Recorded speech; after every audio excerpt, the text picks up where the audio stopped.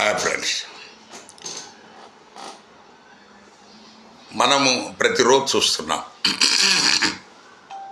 దేశంలో చాలా రాష్ట్రాల్లో, మన తెలుగు రాష్ట్రాలతో సహా దళితుల మీద, దళిత మహిళల మీద దాడులు, తర్వాత మానభంగాలు, తర్వాత దళిత యువకులను హత్య చేయటం, ఇవన్నీ చూస్తున్నాం.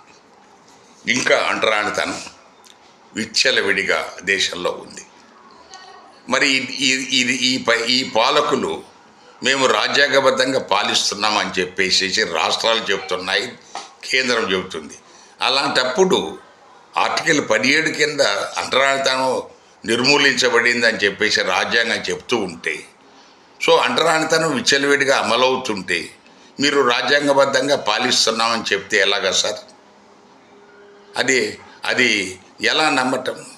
మరి అలాంటప్పుడు ప్రజలకు వీళ్ళకి ఇంకా ఎక్కడో మనకు పంపు దగ్గర నీళ్ళు తాగాడని కొట్టి చంపిరి, లేకపోతే ఏదో గుడి దగ్గర అటు సైడ్ ఏదో అడుగు పెట్టారని చంపిరి, చెట్టు మీద కాయ లాగాడని చెప్పి చంపిరి. ఇవన్నీ చేస్తూ మీరు ఇంకా రాజ్యాంగబద్ధంగా మేము పాలిస్తున్నాము, రాజ్యాంగము మనకు గౌరవనీయంగా చూస్తున్నాము అని చెప్పేసి పాలకులు చెప్తే ఎలా ప్రజలు నమ్మాలి? ఎస్పెషల్లీ ఎలా దళితులు నమ్మాలి? సో అదే పరిస్థితి అయితే మరి మీరు ఇంకా రాజ్యాంగం అమలు చేయకుండా పాతకాలంలో ఉన్న మీ మనుధర్మ, లేకపోతే సనాతన ధర్మ, ఇతర ధర్మ ఏదైతే ఉన్నాయో దాని ప్రకారమే మీరు ఇంకా నడుచుకుంటున్నట్టుగా భావించాల్సి వస్తుంది.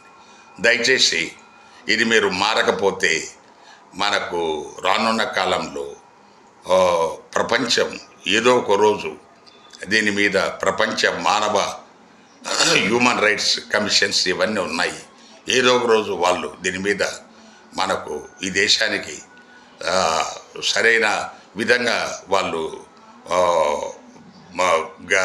గైడ్ చేస్తారు, లేకపోతే సరైన విధంగా వీళ్ళకు దశాదిశ నిర్దేశించే రోజులు ఆ పరిస్థితి రాకుండా చూడాలని చెప్పేసి మీకు విజ్ఞప్తి చేస్తున్నాం. Thank you.